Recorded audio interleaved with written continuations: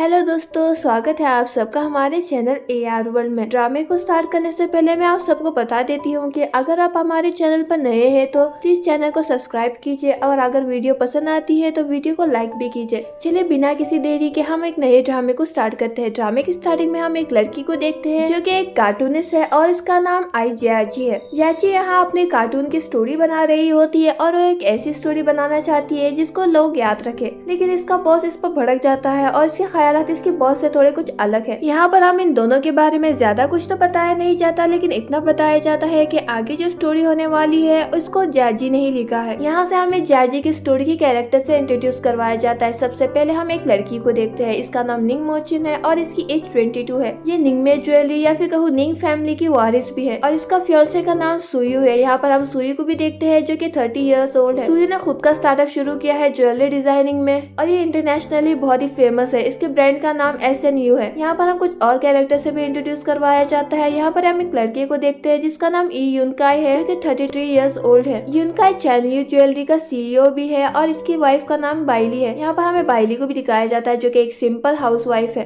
Character का introduction तो हो गया। यहाँ से हम स्टोरी में आगे बढ़ते हैं और सबसे पहले हम मोचैन और सुयू को देखते हैं जो कि यॉश में बैठकर एक फंक्शन को अटेंड करने के लिए जा रहे होते हैं। यहाँ पर हम क्लियरली देख पाते हैं कि मोचैन और सुयू में कुछ खास बनती नहीं है, लेकिन फिर भी दिखावे के लिए मोचैन सुयू का हाथ पकड़ लेती है जो कि सुयू को बिल्कुल भी पसंद नहीं आता। इसलिए हम देखते हैं कि जैसे ही यॉश रुकती है वैसे ही सुयू मोचैन से अपना हाथ छुड़ाकर वहाँ से बाहर जाने लगता है, लेकिन बाहर जाते ही उसका बिहेवियर चेंज हो जाता है और वो बड़े प्यार से मोचैन के हाथ पकड़कर उसे अंदर की तरफ ले जाता है। और यहाँ हम अंदर पार्टी में देखते हैं। दरअसल ये पार्टी जहाँ पर मोचैन और सुयू आए हुए हैं, ये पार्टी और किसी की नहीं बल्कि बाइली और यूनकाई की वेडिंग एनिवर्सरी है। ये इनकी 10th वेडिंग एनिवर्सरी है जहाँ पर बाइली बहुत ही खूबसूरत तरीके से रेडी होती है और बाहर आती है, जहाँ पर वो यूनकाई से मिलती है। यूनकाई बाइली की तारीफ करते हुए उसे कहता है कि तुम आज बहुत ही ज्यादा खूबसूरत लग रही है, तो बाइली भी उससे कहती है कि तुम भी आज हैंडसम लग रहे हो। यहाँ पर ये दोनों बात कर रहे होते हैं और पैरेलल में हम देखते हैं सुयू और मोचैन को जो कि यहाँ पार्टी में आ चुके हैं। यहाँ हम बाइली को देखते हैं जिसके पास एक लड़की आती है। दरअसल ये लड़की बाइली की बेस्ट फ्रेंड होती है। इसका नाम चा होता है। चा बाइली को बताती है कि उसने स्टेज के लाइट्स और साउंड को चेक कर लिया है और सब कुछ ठीक है। चा यहाँ बाइली को ये भी बताती है कि यूनकाई के गेस्ट और रिलेटिव्स आ चुके हैं और थोड़ी देर में पार्टी भी शुरू होने वाली है।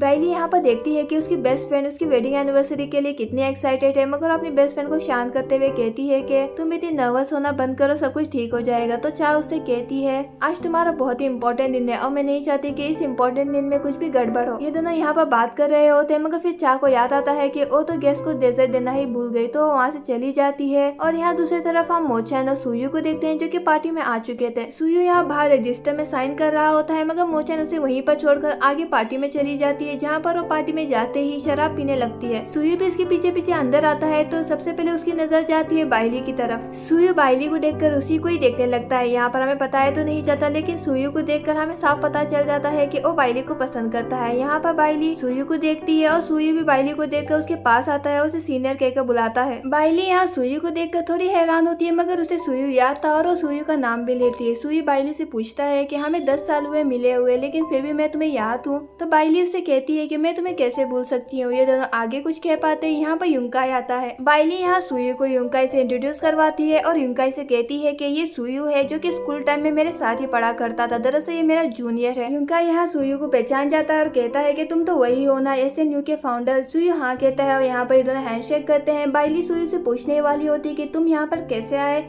इसी वक्त यहाँ पर मोचैन आती है। मोचैन के वहाँ पर आने से बाई को पता चलता है कि दरअसल मोचैन और सुयू को यूनकाई ने ही इनवाइट किया है। मोचैन और यूनकाई दरअसल बिजनेस पार्टनर भी है। बाइली मोचैन से मिलकर बहुत ही खुश होती है और कहती है कि मैंने तुम्हारे बारे में यूनकाई से बहुत सुना है। तो मोचैन में बाइली से कहती है कि आज तुम बहुत ही खूबसूरत लग रही हो और यूनकाई की तरफ देखकर उसे कहती है कि तुम बहुत ही लकी हो कि तुम्हारी वाइफ इतनी खूबसूरत है। तुम दोनों को शादी के इतने साल के बाद एक दूसरे से प्यार करता हुआ देखकर मुझे बहुत ही जलन होती है। मोचैन ये सब कुछ अजीब टोन में बोलती है जो कि बाइली या सुयू दोनों में से कोई भी नोटिस नहीं करता। यहाँ मोचैन यूनकाई की तरफ देखकर उसे कहती है कि मैं उम्मीद करती हूँ कि फ्यूचर में भी हम दोनों साथ में ही काम करेंगे। ये कहकर वो अपना हाथ यूनकाई की तरफ आगे बढ़ाती है जो कि यूनकाई एक्सेप्ट करता है और यहाँ पर ये दोनों हैंडशेक करते हैं, मगर यहाँ मोचैन यूनकाई को एक इशारा करती है। यूनकाई मोचैन को देखता है। सुयू या बाइली में से कोई भी ये नोटिस नहीं कर पाता। सुयू बाइली से कुछ और बात कर पाता। इससे पहले बाइली उसे कहती है कि उसे कुछ काम है और उसे जाना पड़ेगा। ये कहकर वो वहाँ से चली जाती है। और यहाँ दो रैंडम लोगों की वजह से हमें इन चारों के बैक स्टोरी के बारे में थोड़ा बहुत पता चलता है, जहाँ पर हमें बताया जाता है कि ये रेड ड्रेस में लड़की है, इसका नाम मोचैन है। दरअसल मोचैन निंग जाओ और उनकी पहली पत्नी की बेटी है। मोचैन को सोशल बटरफ्लाई भी कहा जाता है, यानी कि वो लोगों में जल्दी घुल मिल जाती है। मस्त तो ये भी है कि मोचैन का बहुत सारे अमीर आदमियों के साथ अफेयर भी है, लेकिन मोचैन का रिश्ता उसके फैमिली के साथ कुछ ठीक नहीं चल रहा है। और हाल ही में मोचैन की एंगेजमेंट सुयू नाम के एक इंटरनेशनल डिजाइनर से हुई है, जो कि फॉरेन में बहुत ही फेमस है और उसने बहुत सारे अवार्ड्स भी जीत रखे हैं। यहाँ पर ये दोनों बात कर रहे होते हैं कि कैसे ये सुयू जैसा लड़का मोचैन को पसंद कर सकता है, उसके साथ एंगेजमेंट कर सकता है, और क्या इस एंगेजमेंट की वजह से मोचैन का रिश्ता उसकी फैमिली के साथ चेंज हो सकता है। यहाँ पर ये दोनों मोचैन और सुयू के बाद बाइली और युंकाई के बारे में भी बात करते हैं। यहाँ पर हमें पता चलता है कि दरअसल युंकाई एक मामूली वर्कर हुआ करता था, जो कि बाइली के फादर के अंडर काम किया करता था, लेकिन किसी तरह उसने बाइली को अपने प्यार में बसा लिया और उससे शादी भी कर ली। बाइली युंकाई के साथ शादी के बाद एक हाउसवाइफ बनकर ही रह गई।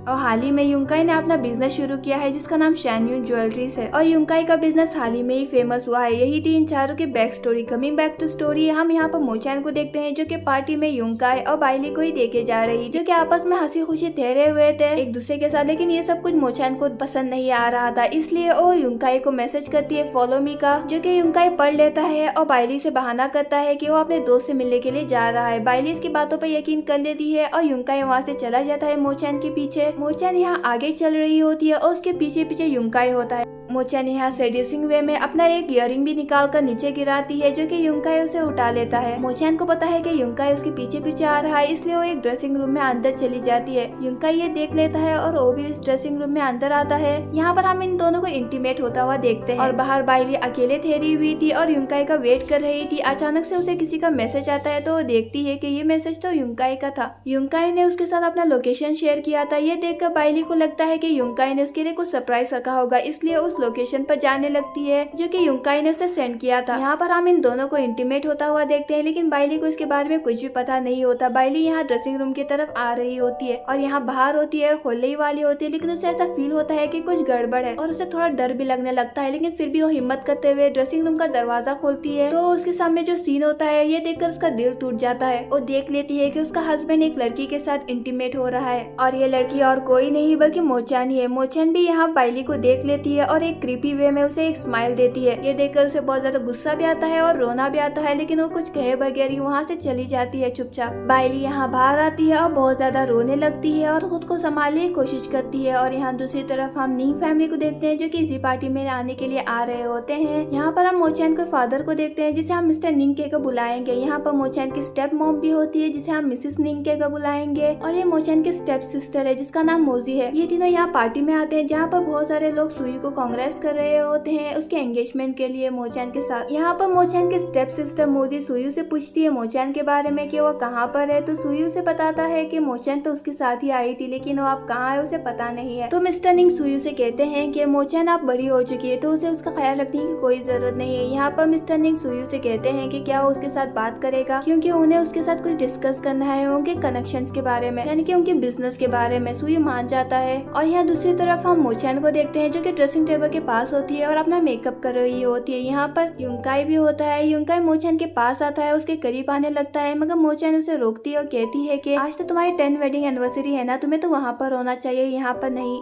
तो युंकाई उसे कहता है कि वेडिंग एनिवर्सरी थोड़े टाइम के लिए रुक सकती है। ये सुनकर मोचैन उसे सरकास्टिक वे में कहती है कि तुम्हें अपनी मासूम बीवी को वेट नहीं करवाना चाहिए। यहाँ पर युंकाई मोचैन से कहता है कि क्या वो सुयू से बात करेगी उनके कॉपरेशन के बारे में। युंकाई यहाँ क्लियरली बताता है कि वो सुयू के साथ कॉपरेशन करना चाहता है, क्योंकि सुयू एक इंटरनेशनल डिजाइनर है। लेकिन मोचैन को इन सारी चीजों के बारे में कोई भी दिलचस्पी नहीं थी। युंकाई मोचैन को बताता है कि सुयू की वजह से ही उसकी फैमिली ने उसे एक्सेप्ट किया है, और मोचैन की फैमिली की नजर भी सुयू के डिजाइन पर है। सुयू की वजह से ही उन्होंने मोचैन को एक्सेप्ट किया है, वरना तो मोचैन को कभी भी एक्सेप्ट नहीं करते। और पूछता है कि तुमने कैसे सुयू को अपने जाल में फंसा लिया। ये सुनकर मोचैन युंकाई से पूछती है कि क्या तुम जेलस फील कर रहे हो कि मैं सुयू के साथ हूँ। तो युंकाई उससे कहता है कि मुझे पता है कि तुम कभी सुयू की नहीं हो सकती, क्योंकि तुम सिर्फ मेरी हो, और मुझे ये भी पता है कि मैं जो तुम्हें दे सकता हूँ और सुयू कभी तुम्हें नहीं दे सकता। लेकिन मोचैन इसके बारे में कुछ भी नहीं कहती और उसे बाय कहकर वहाँ से चली जाती है। और यहाँ दूसरी तरफ हम बाइली को देखते हैं, जो कि वॉशरूम में होती है। यहाँ पर चाह भी होती है और बाइली ने चाह को सब कुछ बता दिया था। चाह को बहुत ज्यादा गुस्सा आ रहा था और वो बाइली से कहती है कि वो अभी जाकर युंकाई को एक्सपोज कर देंगे। करेंगे, लेकिन बाइली उसे रोकती है और कहती है कि वो ऐसा कुछ भी नहीं करेगी, वो इस सेरेमनी को अटेंड करना चाहती है। मगर चा को इस बात पर गुस्सा आता है और कहती है कि क्या तुम अभी भी उस बकवासी सेरेमनी को अटेंड करना चाहती हो? क्या तुम्हें दिखाई नहीं देता कि यूंकाई तुम्हें धोखा दे रहा है? लेकिन बाइली इसके लिए तैयार नहीं होती और वो चा से कहती है कि वो हैंडल कर लेगी, उसे इस चीज से दूर रहना चाहिए। ये कहकर वो वहाँ से चली जाती है और यहाँ पार्टी में हम यूंकाई को देखते हैं जो कि बाइली का वेट कर रहा होता है। बाइली वहाँ से आती है तो यूंकाई उसे पूछता है कि तुम कहाँ पर थी? बाइली कुछ भी नहीं कहती और यहाँ पर हम पार्टी के होस्ट को देखते हैं जो कि पार्टी शुरू करता है और सभी को वेलकम करता है और सभी को थैंक यू कहता है यहाँ पर आने के लिए। ये होस्ट यहाँ पर बाइली और यूंकाई को स्टेज पर आने का इन्विटेशन देता है और ये दोनों स्टेज पर आते हैं एक दूसरे का हाथ पकड़कर। सभी लोग इनके लिए क्लैप करते हैं और यहाँ पर ये दोनों स्टेज पर आते हैं जहाँ पर इन दोनों का एक वीडियो प्ले हो रहा होता है जो कि इन दोनों की 10 साल की शादी को रिप्रेजेंट करता है। बाइली इन दोनों के मूवमेंट्स को देखकर रोने लगती है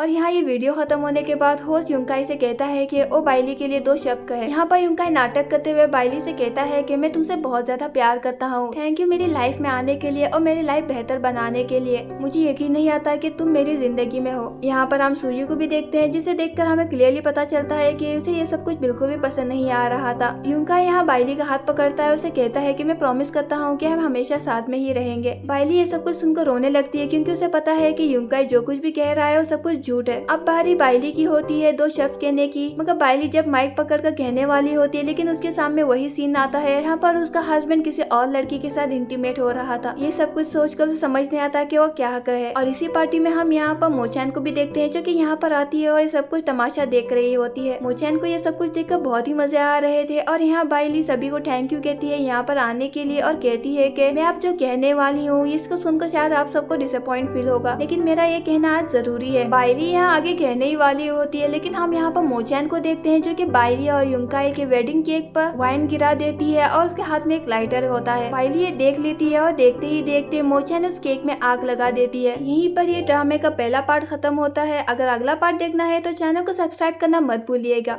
मिलते हैं अगले वीडियो में, तब तक के लिए टेक केयर।